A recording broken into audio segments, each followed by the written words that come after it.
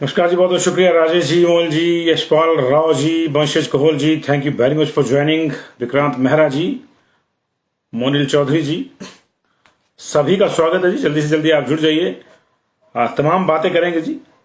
और विनोद भालिया जी, आपका भी स्वागत है। काइंडली इसको शेयर भी कर दीजिएगा। विक्रांत जी, आज की हमारी कुछ खबरें ऐसी है कि अगर आप शेयर करेंगे तो दूर तक वो लोगों को लाभ होगा उसका, तो काइंडली इसको शेयर कर दीजिएगा। संजीव चौधरी जी, बहुत बहुत स्वागत है आपका। कैसे हैं आप सब?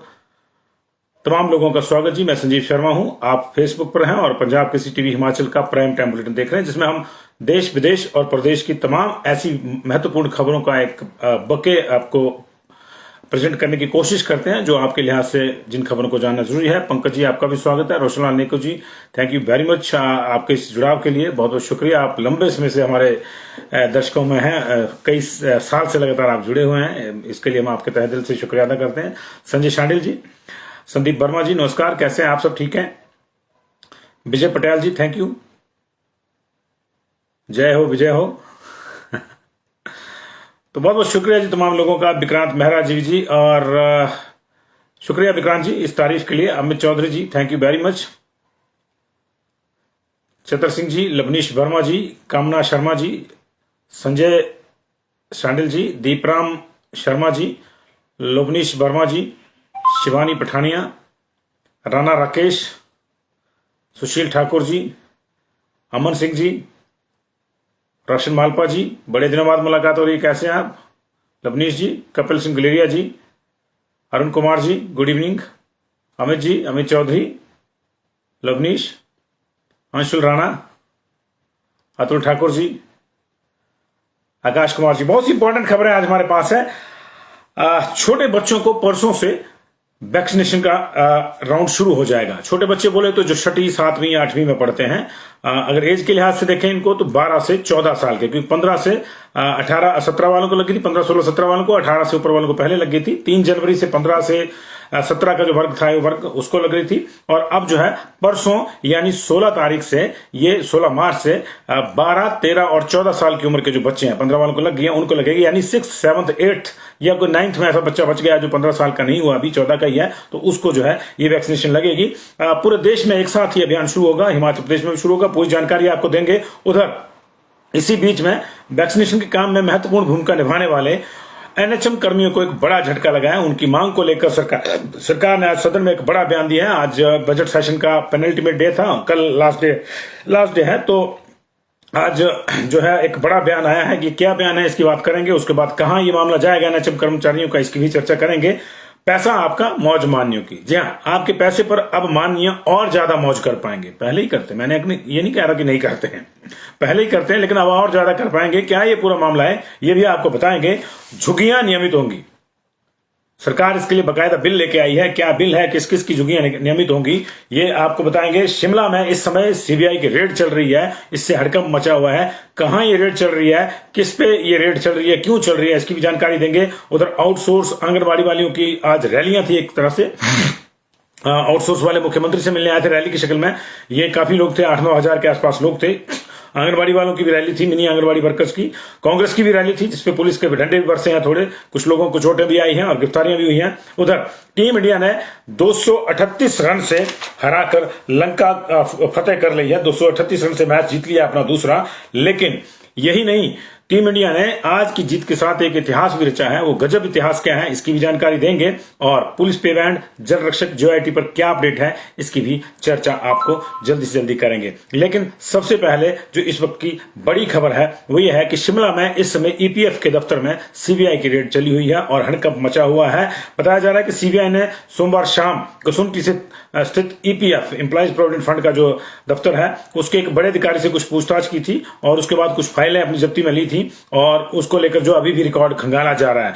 और इस रेड से ईपीएफ के दफ्तर में हड़कंप मचा हुआ है। सीबीआई की टीम शाम को ई दफ्तर पहुंची थी और बड़े अधिकारी से पूछताछ करने लगी, और उससे संबंधित कुछ जांच की फाइलें लेकर गई है और दफ्तर में कुछ और भी फाइलें जो हैं वो ली गई हैं। पूरी जानकारी निश्चित तौर से कल ही आएगी, क्योंकि सीबीआई के अभियान इस तरह के रहते हैं। लेकिन इस रेड के बाद से निश्चित तौर पर पूरे का पूरा जो डिपार्टमेंट है ईपीएफ का, उसमें हड़कंप मचा हुआ है। ये इस वक्त की बड़ी खबर है। सीबीआई की रेड इस समय शिमला में चल रही है। हालांकि पहले कहा गया था कि ये रेड खत्म हो गई, लेकिन नहीं, अभी भी कुछ रिकॉर्ड जो है वो खंगाला जा रहा है। अब बात करते हैं उस खबर की जिसको लेकर जो है आपको सबको इंतजार था। आप वैक्सीनेशन को लेकर सबकी चिंताएं थी कि कब होगी कब नहीं होगी बच्चों की वैक्सीनेशन, क्योंकि तमाम जो अभियान थे उसमें 15 साल तक के बच्चों को जो है वैक्सीनेशन हो गया था, लेकिन छोटे बच्चे अभी भी जो है वो अछूते थे। तो 16 तारीख से, यानी परसों से, कल 15 है और परसों से बच्चों के लिए 12 से 14 साल के बच्चों के लिए, आप यूं भी कह सकते हैं, इसको सीधे समझना हो हिमाचल प्रदेश के लिहाज में अगर देखना हो तो ये 6ठी, 7वीं, 8वीं, और अगर कोई छूट गया है पिछले वैक्सीनेशन अभियान में उम्र की वजह से 2-4 महीने के फर्क से, तो ये 9वीं। इन बच्चों के लिए, 12 से 14 साल के बच्चों के लिए कोविड वैक्सीनेशन का कार्यक्रम जो है परसों से पूरे देश में चल रहा है। इसकी जानकारी स्वयं हेल्थ मिनिस्टर मनसुख मांडविया ने अभी ट्वीट करके दी है। कल एक तमाम राज्यों के जो स्टेक होल्डर्स हैं, चाहे सेक्रेटरी हेल्थ हैं, चाहे वहां पे कोई मिशन डायरेक्टर्स हैं और हेल्थ मिनिस्टर्स हैं, उनके साथ एक वीसी वीडियो कॉन्फ्रेंसिंग रखी गई है और उसमें इसकी फाइनल जो डिटेल्स है वो दी जाएंगी। लेकिन इतना तय है कि 16 तारीख से आपके 12 से 14 साल के, 12, 13 और 14 साल के आयु वर्ग के जो बच्चे हैं उनको भी वैक्सीन लगेगी। लेकिन इन बच्चों को वैक्सीन जो है वो इस बार वो वाली नहीं लगेगी जो 15, 16, 17 वालों को लगी थी। 18 से ऊपर हमारे पास जो है स्पुतनिक, कोविशील्ड, कोवैक्सीन थी। 15 से 17 वालों को सिर्फ और सिर्फ कोवैक्सीन लगी और इनके लिए जो है कोर्बेवैक्स वैक्सीन लगेगी और ये बाकियों से अलग है। लेकिन इसका अभी ये नहीं बताया गया कि 28 दिन के भीतर ही दूसरा डोज का शेड्यूल है या 40 डेज का है। ये अभी कुछ डिटेल जो है अभी सामने आनी है। लेकिन इसी साल जो है तमाम छोटे बच्चों तक पहुंचने की योजना है सरकार की वैक्सीनेशन के लिहाज से, क्योंकि फिर 0 to 5 तक जाएगा ये मामला। तो अभी जो है ये तय हो गया है कि 21 फरवरी को कोर्बेवैक्स की जो वैक्सीन है उसको मंजूरी देगी थी और ट्रायल हुए थे। उसके बाद वो ट्रायल सफल रहे थे 15 से 18 साल के बच्चों तक। और अब इनको जो है माफ कीजिएगा 12 से 14 साल वालों को, तो अब इनको जो है वैक्सीन लगाई जाएगी।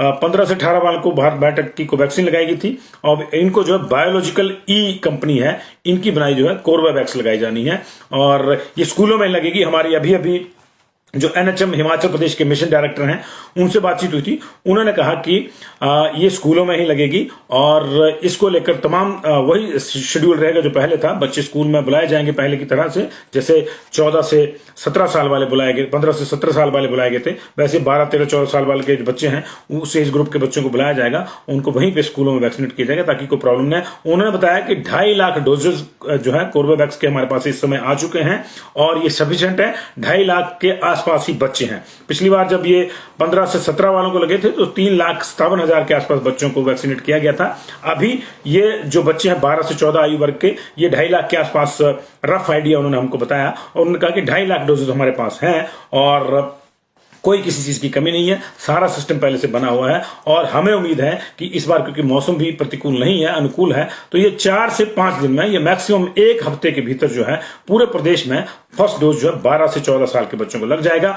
और यही नहीं, मई में एक्सपेक्टेड है, जो सूत्र बताते हैं आईसीएमआर के और हेल्थ डिपार्टमेंट को बताते हैं कि मई में एक्सपेक्टेड है कि फिर 10 से 12 या 9 से 12 साल के बच्चों का वैक्सीनेशन भी शुरू हो जाए और अक्टूबर तक जो है तमाम जो है 0 to 5 तक पहुंचा जाएगा। तो ये बड़ी खबर है। अपने बच्चों को आप जो है अगर चिंतित हैं तो ये निश्चित तौर से इसी सेशन में लग जाएंगी। अगले सेशन में जो है बच्चे वैक्सीनेशन का सुरक्षा कवच लेके जाएंगे। उधर संयुक्त किसान मोर्चा ने एक बार फिर से आंदोलन का कुछ मूड बनाया है उन्होंने। उनकी सोमवार को यानी आज जो है दिल्ली में एक बैठक हुई है और दोबारा उस आंदोलन को शुरू कर, किसान आंदोलन को शुरू करने की बात कही जा रही है। उनके नेता डॉक्टर दर्शन पाल ने बताया कि 21 मार्च को देश भर में रोष प्रदर्शन होगा और उसके बाद 25 मार्च को चंडीगढ़ से ट्रैक्टर मार्च निकाला जाएगा और ये एमएसपी को लेकर किसान 1 सप्ताह तक विरोध प्रदर्शन करेंगे।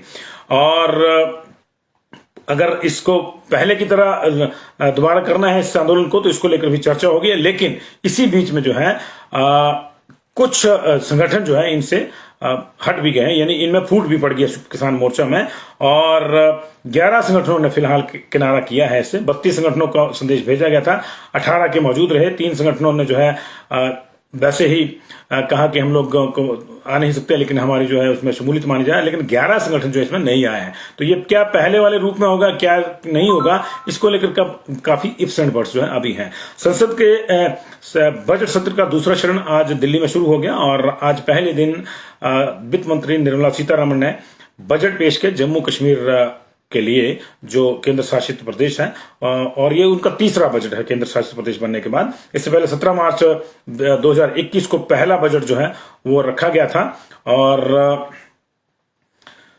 दूसरा बजट रखा गया था, और जो पहला बजट था वो फरवरी 2020 में पेश किया गया था। तो आज के जो बजट में है J&K के लिए 35,581 करोड़ रुपए के जो है वो घोषणा की गई हैं, और इससे जो है वहां इकोनॉमी को फिर से पटरी पर लाने में मदद मिलेगी, ये दावा किया गया है। ये नेशनल लेवल की खबर थी। स्टेट लेवल की खबरों पे हम फिर से आएंगे एक बार, और आपकी जानकारी के लिए बता दें कि NHM कर्मचारियों की हम खबर लेंगे। NHM कर्मचारियों को बड़ा झटका लगा है। ये लोग पिछले कुछ अरसे से लगातार आंदोलन कर रहे थे और अपनी मांग सरकार से मनवाने की कोशिश कर रहे थे। ये चाहते हैं कि इनके लिए कोई स्थायी नीति बने, ताकि इनको भी कल को पता हो कि इनको रेगुलर होना है, और बाद में इनको जो है किस तरह से, ये चाहते थे कि इनको जो एट पार हेल्थ डिपार्टमेंट है उस तरह की कोई पॉलिसी बनाई जाए, और इसको लेकर एक कमेटी भी बनी है। वो कमेटी भी अपना काम कर रही है, कितना कर रही है कितना नहीं, ये तो हमको नहीं पता चला अभी, क्योंकि इसके मिनट्स बाहर नहीं आए। लेकिन कहा गया था कि हम कुछ स्टेट्स को स्टडी करेंगे, क्योंकि बाकी कुछ स्टेट्स में, जिसमें हरियाणा भी शामिल है, वहां पे 11-12 स्टेट्स ऐसी, वहां के जो NHM कर्मचारी हैं उनको रेगुलर करने की पॉलिसी वहां पे है। लेकिन इसी बीच में आज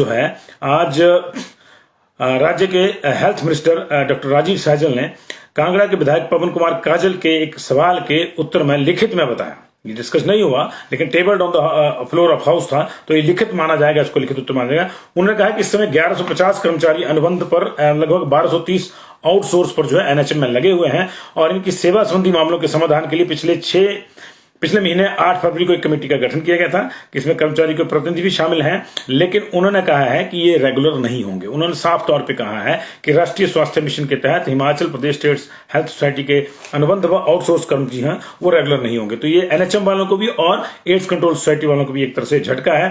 उन्होंने कहा कि हम फिलहाल जो इनको जो सहूलतें दे रहे हैं उसमें है कि भारत सरकार द्वारा अनुमोदित मासिक वेतन दिया जा रहा है 2009 से, वो शेष के लिए 2013 से संशोधित भी किया गया। उसको 10 दिनों का पूरा वेतन जो पूरी चिकित्सा अवकाश दिया जाता है पूरे वेतन सहित।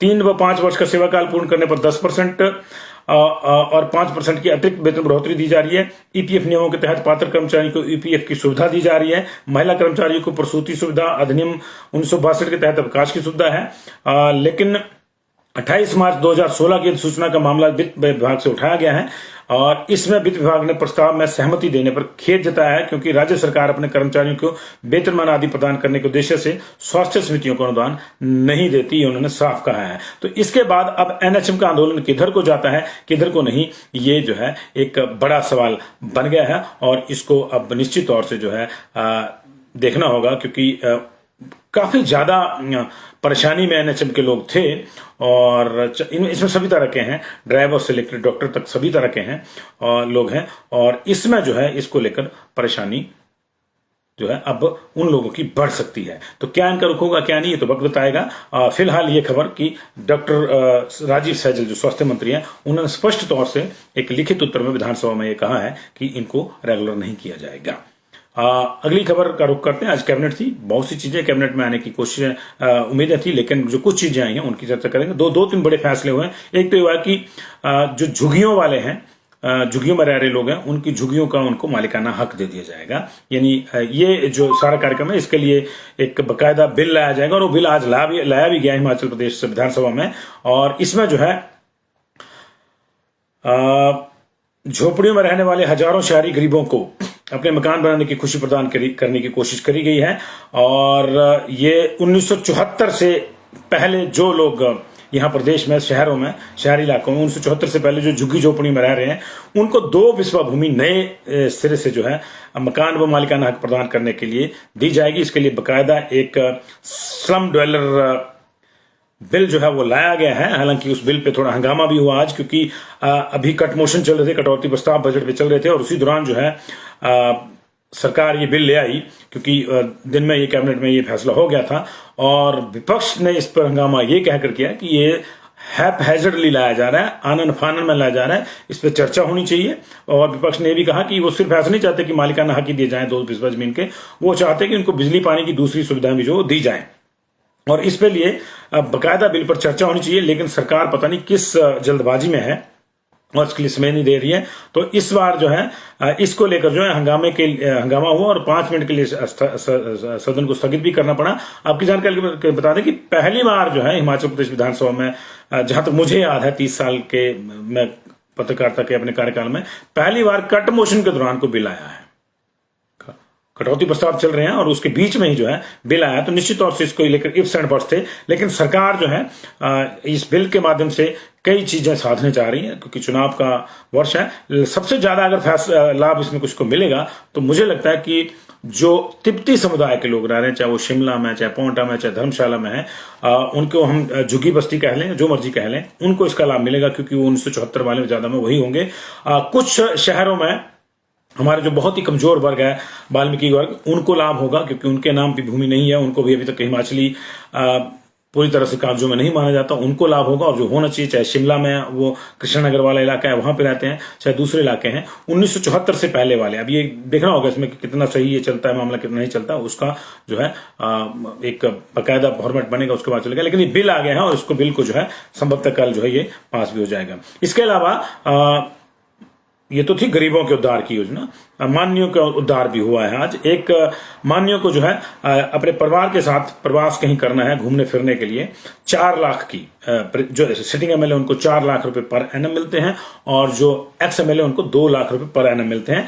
अगर क्लेम करेंगे 4 लाख तो 4 लाख मिलेंगे, कम करेंगे तो कम मिलेंगे। ये अपने परिवार के साथ या अकेले घूमने जा सकते हैं और अपने साथ एक असिस्टेंट भी ले जा सकते हैं। ये व्यवस्था की थी, ये हमारे ही पैसे से व्यवस्था है। उसमें पहले ये था कि आप कहीं बाहर जाते हैं, मान लीजिए आपको वहां सरकारी जो रेस्ट हाउस है वहां कमरा नहीं मिलता है, दिल्ली में आप जाते हैं तो हिमाचल भवन में मिलता है, चंडीगढ़ में नहीं मिलता है, तो या ओवरऑल एक दिन का आपको 7500 रुपए आप खर्च सकते थे एक एमएलए के तौर पर।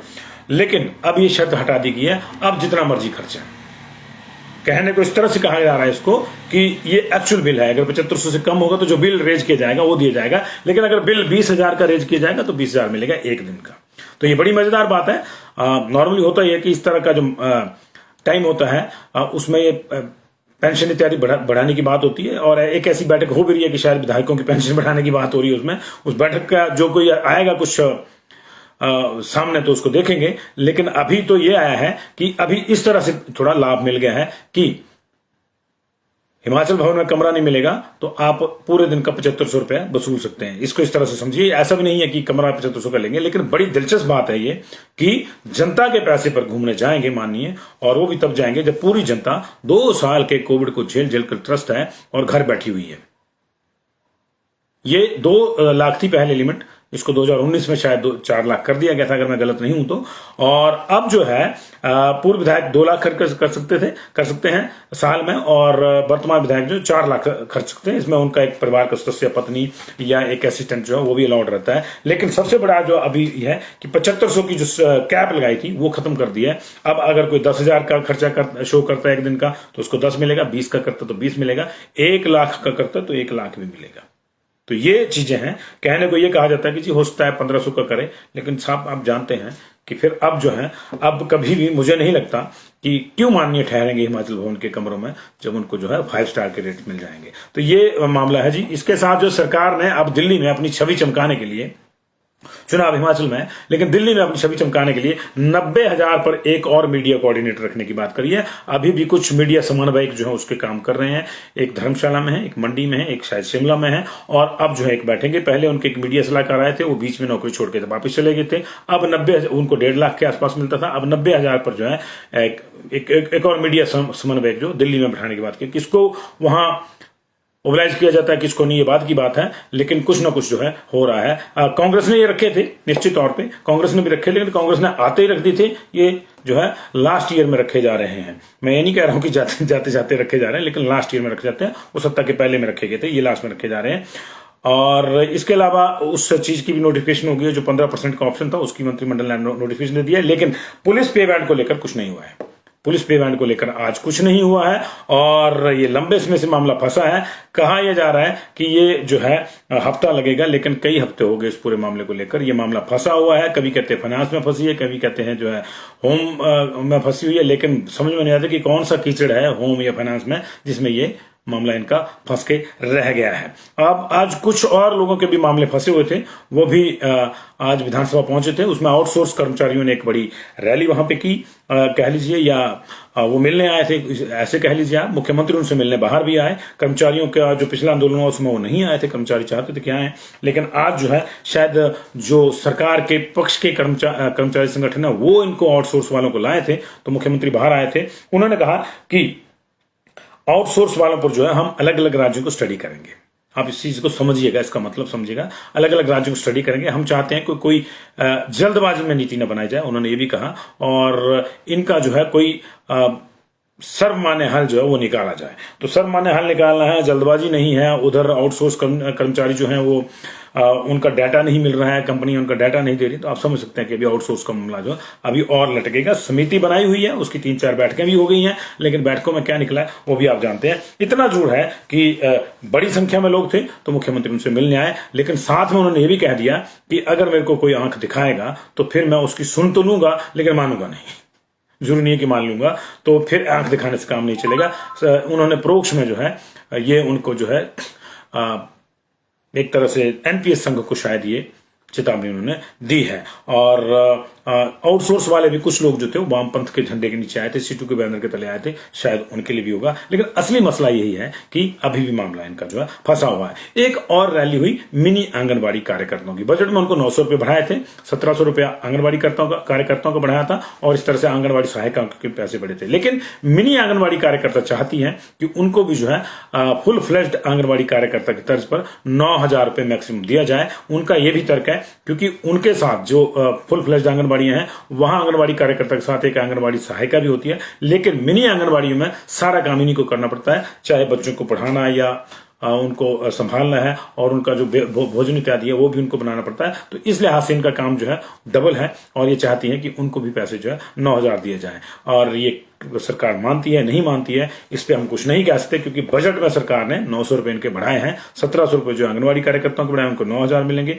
इनके 900 रुपए बढ़ाए हैं, आंगनबाड़ी सहायिकाओं के भी बढ़ाए हैं, और जो है इनको 6100 मिल रहे हैं मेरा ख्याल। अभी जो बढ़ाए हैं उनको उसको बढ़ा के जो 6100 मिलेंगे, और ये चाहती हैं कि इनको भी 6100 के बजाय 9000 मिले। तो ये इनकी मांग हमारे ध्यान में आई थी, इन्होंने आज रैली करी तो उसको हम ले रहे हैं। लेकिन इस चीज की उम्मीद कम है कि ये वेतन अब बढ़ेगा। सरकार ने जो देना था वो दे दिया है। इसी तरह से जो है परेशानी में जल रक्षक भी हैं, उनका भी 900 रुपए बढ़ाया, लेकिन 900 रुपए ऊंट के मुंह में जीरा है। 3600 उनको मिलते हैं और 4500 मिनी आंगनबाड़ी वालों को तो फिर भी 6100 हो रहा है, लेकिन उनका 4500 पे फंसा हुआ मामला, और वो भी 9000 लोग हैं।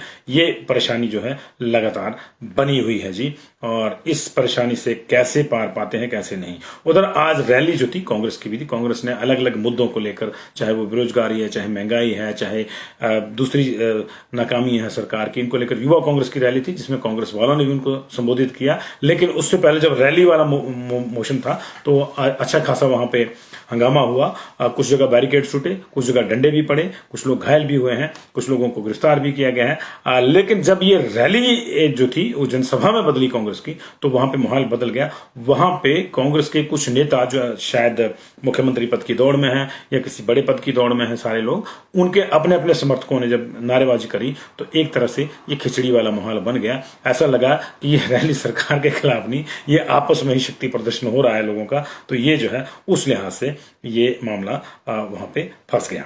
तो ये कांग्रेस की रैली वाला इश्यू था जी। और अब बात करेंगे हम जीओआईटी और जल रक्षक वाला मामला हो गया। जीओआईटी वाले मामले पर जो है मुख्यमंत्री ने कुछ चीजों पर और स्पष्टीकरण मांगा है लीगल टीम से अपनी से, तो एक बार फिर से वो ड्राफ्ट बनेगा। लेकिन संभवतः उम्मीद की जा रही है कि सरकार इसी हफ्ते जो है माननीय अदालत में जाकर अपना पक्ष रखेगी कि जीओआईटी 817 का जो रिजल्ट है उसको ना रोका जाए, वो रिजल्ट डिक्लेयर करने दिया जाए। जो सीट्स का चक्कर पड़ रहा है 1556, जो 556 वालों को जो 1526 सीटों का मामला पड़ रहा है, 1100 के आसपास मेरे ख्याल 596 उनकी थी और 560 जो है उनको और देनी है, तो ये 1156 उनकी सीटें बनती हैं। तो उसको लेकर को शायद हलफनामा अब सरकार की ओर से जाएगा कि उन सीटों को हम कम नहीं करेंगे, वो 1156 जैसे कोर्ट ने कहा वही करेंगे, लेकिन 817 वाले जो उनका रिजल्ट हमको घोषित करने दी जाए। और ये देखना होगा कि इसमें 817 वाले को लेकर 1867 वो करते हैं या नहीं करते हैं, क्योंकि ये अभी सूचना नहीं है कि वो 1867 ही करेंगे। तो ये हम चाहते हैं कि ये 1867 ही जाएं 817 की। ये हमारा डे 1 से स्टैंड है और हम इस मामले में JOIT 817 के कैंडिडेट्स के साथ खड़े हैं। बाकी जो अदालत के मामले हैं वो शर्मा थे, जो माननीय अदालत का आदेश होगा उसके खिलाफ तो कोई नहीं जा सकता, सरकार की भी हिम्मत नहीं है, तो हमारी भी क्या है उस पर कोई टिप्पणी नहीं है हमारी ओर से। और इतना जरूर है कि नौकरियां जितनी ज्यादा मिल सकें उतनी इस सरकार को देनी चाहिए। ये जो है इसका मामला था। चलते चलते अब जो है मैं आपको एक स्पोर्ट्स की खबर दे देता हूं। आज दूसरा टेस्ट मैच श्रीलंका के साथ जो था वो तीसरे दिन खत्म हो गया। दूसरा टेस्ट में तीसरे दिन खत्म हो गया है। बेंगलुरु में यह खेला गया था और भारत ने श्रीलंका को 238 रन के विशाल अंतर से हराकर जो है दोनों मैचों की सीरीज जो है क्लीन स्वीप कर दी, 2-0 से जीता है। श्रीलंका के सामने 447 रन का टारगेट था जी। दूसरी पारी उनकी पहली 109 पे हुई थी, दूसरी 208 पे जो है वो समाप्त होगी और इस तरह से जो है उसको ये बड़ी हार का सामना करना पड़ा। हालांकि दूसरी पारी में उनके दिमुथ करुणारत्ने जो उनके कैप्टन थे उन्होंने अच्छा प्रदर्शन किया क्रिकेट का और उन्होंने 107 रन बनाए, लेकिन उनका शतक किसी काम नहीं आया। भारत की तरफ से आर अश्विन ने 4, जसप्रीत बुमराह ने दूसरी पारी में 3 विकेट लिए, अक्षर पटेल को 2 जबकि रविंद्र जडेजा को 1 विकेट मिला। मैच में बुमराह ने कुल मिला के दोनों पारियों में 8 विकेट लिए हैं। ऋषभ पंत को जो है मैन ऑफ द सीरीज चुना गया है। पहली पारी में भारत ने 252 बनाए थे, श्रीलंका ने 109 बनाए थे। श्रेयस अय्यर ने पहली पारी में 98 गेंदों में 92 रन बनाए थे। ऋषभ पंत ने 26 गेंदों में 39 बनाए थे। श्रीलंका की ओर से एंजेलो मैथ्यूज ने 85 गेंदों में 43 रन और डिकेलवा ने 21 रन बनाए थे जो टॉप स्कोरर थे। इसी तरह भारत की दूसरी पारी में 303 रन बनाए थे 9 विकेट पर। उसमें श्रेयस अय्यर ने फिर से 50 मारी थी और डे नाइट में 50 मारने वाले वो भारत दुनिया के 5वें और बल्लेबाज बने थे। और ऋषभ पंत ने भी जो है 31 गेंदों में 50 रन बनाए थे और उन्होंने 28 गेंदों में उन्होंने 50 बना लिए थे और कपिल देव का 40 साल का रिकॉर्ड जो उन्होंने तोड़ा था। और तो ये इस तरह से ये मैच रहा है जी। लेकिन इस मैच में भारत ने एक और जो है इतिहास बनाया है और वो इतिहास है कि भारत ने घरेलू पिचों पर लगातार 15वीं सीरीज जीती है। भारतीय टीम ने ये 15वीं टेस्ट सीरीज जीती है। 2012 में आखिरी बार भारत जो है होम सीरीज हारा था 2012 में और तब उसे इंग्लैंड ने हराया था। उस समय महेंद्र सिंह धोनी कप्तान थे। इसके बाद से अब तक भारतीय टीम ने कोई घरेलू टेस्ट सीरीज नहीं गंवाई है। अब तक किसी भी टीम ने अपने घरेलू मैदानों पर इतनी ज्यादा सीरीज जो है वो नहीं जीती हैं। आप समझ रहे हैं इस चीज को कि भारत ने 15 जीती हैं और ऑस्ट्रेलिया ने 10 जीती हैं, 2 बार जीती हैं ये ऑस्ट्रेलिया ने, और वेस्ट इंडीज ने 8 जीती हैं। तो ये अब इंडिया इस मामले में टॉप पे चला गया है, लगातार 15वीं सीरीज जो उन्होंने जीती है। उधर आर अश्विन जो हमारे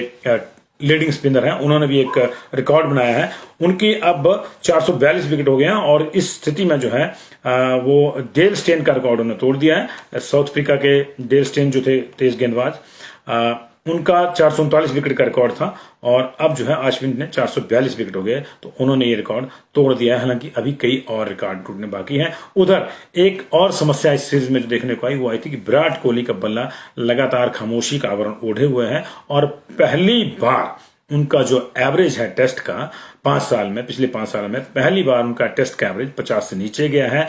और वो जो है दूसरी पारी में उन्होंने सिर्फ 13 रन बनाए थे और 101 टेस्ट मैचों में अब उनका जो है 49.95 की एवरेज से 8,043 रन इसमें और उनके बल्ले से अब तक 27 शतक 28 अर्धशतक निकले हैं टेस्ट मैचों में। और 2017 में श्रीलंका के खिलाफ कोलकाता टेस्ट की दूसरी पारी के बाद से 40 टेस्ट में पहली बार जो है उनका टेस्ट बल्लेबाजी औसत जो है वो 75 से नीचे गया है। पिछली 73 पारियों में वो शतक नहीं जमा पाए हैं, यानी जब से वो कैप्टनशिप से हटे हैं शायद उसका जो है उनपे असर नजर आ रहा है। और चलते चलते मैं आपको एक डिटेल और देना चाहूंगा और ये डिटेल जो है कोविड से संबंधित है। हिमाचल प्रदेश की जो कोविड की रिपोर्ट है वो हमारे पास आ गई है। आज एक डेथ हुई है, एक किशोरी की डेथ हुई है, 15 साल की किशोरी की चंबा में ये। और इसके अलावा कुल मिला के 68 नए केसेज आए हैं, 91 रिकवर हुए हैं कुल और 418 इस समय एक्टिव केसेज हैं हमारे पास। और इनमें से भी आज बिलासपुर में 5, चंबा में 14, हमीरपुर में 4, कांगड़ा में 20 नए केसेज आए हैं। कुल्लू और किन्नौर में 2-2 केसेज हैं। लाहौल स्पीति अभी कोविड फ्री है, वहां कोई केस नहीं आया। मंडी में 10 केस आए हैं। सिरमौर सोलन में कोई केस नहीं आया। ऊना में 1 केस आया है। 418 इस वक्त एक्टिव केसेस हमारे पास हैं। इनमें से 22 बिलासपुर में है, 70 चंबा में है, 116 सबसे ज्यादा कांगड़ा में है, 21 हमीरपुर में एक्टिव है, 6 केस किन्नौर में, 4 केस कुल्लू में, 90 केस मंडी में एक्टिव हैं। ये दूसरे नंबर पे है मंडी इस मामले में, तीसरे नंबर पे चंबा है, और 47 केसेस शिमला में है, सिरमौर में 9 केसेस एक्टिव हैं, सोलन में 14 एक्टिव हैं, ऊना में 19 केसेस एक्टिव है, कुल मिलाकर 418 केसेस एक्टिव हैं। अब तक 20 मार्च को जो पहला केस आया था, 20 मार्च 2020 को पहला केस आया था कोविड का, तब से लेकर अब तक 2,84,166 लोगों को कोविड हो चुका है और 4108 लोगों की डेथ हो चुकी है, जिसमें आज वाली जो 15 साल की बच्ची की डेथ है चंबा की, वो भी है। तो एनएचएम को लेकर हमने बताया जी कि एनएचएम वालों को मना कर दिया है कि उनको रेगुलर नहीं किया जाएगा। ये स्वास्थ्य मंत्री ने जो है आज पवन काजल जो कांगड़ा के विधायक हैं, कांग्रेस के विधायक हैं, उनके सवाल के एक जवाब में उन्होंने ये कहा कि इनको हम रेगुलर नहीं कर सकते, लेकिन हम जो समय समय पर इनको जो इंसेंटिव्स देते हैं, जो गवर्नमेंट ऑफ इंडिया ने कहा है, वो हम इनको देते हैं। तो अब देखना होगी एनएचएम वालों का जो है कहां जाता है जी।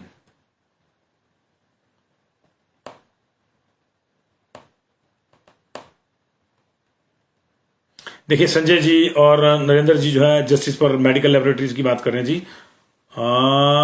नरेश जी कौन मेरे को नोट भेजना चाह रहा है जी, कोई मेरे को, हाँ कमल सिंह राठौर जी, हाँ आप मुझे जो है 9418042208 पे अपना जो है प्रेस नोट आप मुझे भेज सकते हैं जी। ये हमारा व्हाट्सएप नंबर है, इस पे आप भेज सकते हैं जी, कोई प्रॉब्लम नहीं। नरेश जी, कमल सिंह राठौर जी।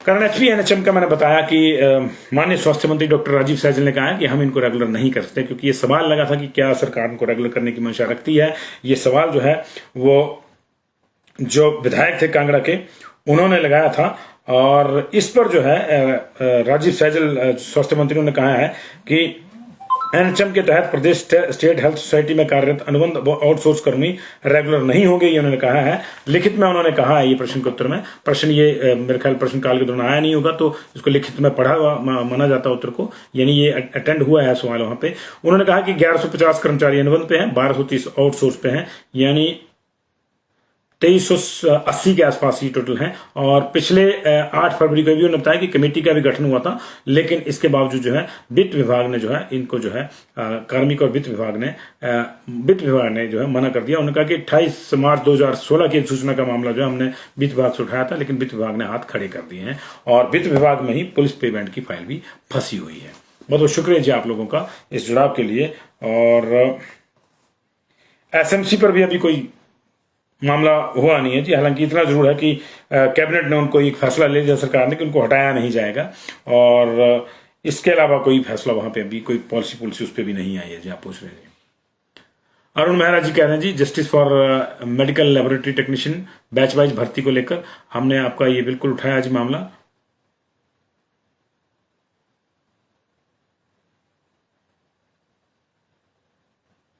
नहीं चमनलाल जी आप ठीक कह रहे हैं, जल रक्षक की, मैं तो ये कहता हूं कि मल्टीटास्क वर्कर की भर्ती हो रही है। आप खुद बताइए, 55-5600 रुपए पे मल्टीटास्क वर्कर की भर्ती हो रही है।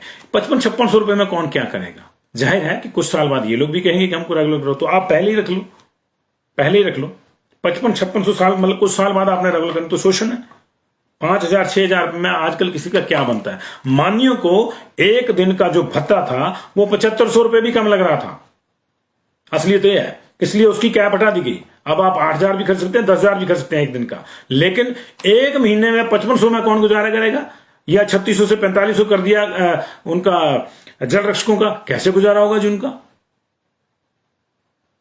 आपका गुजारा एक दिन में 10,000 खर्चा है आपका, आप 20 भी ले सकते हैं, आपने कैप हटा दी है। अब पता नहीं कौन कितना लेगा, हो सकता है कम भी ले, लेकिन हो सकता है ज्यादा भी ले, लेकिन ये जो मामले हैं ये नहीं होने चाहिए। आपसे मैं ये भी जानना चाहता हूं कि क्या ये सही है कि माननीय आम जनता के पैसे भी इस तरह से मस्ती करें?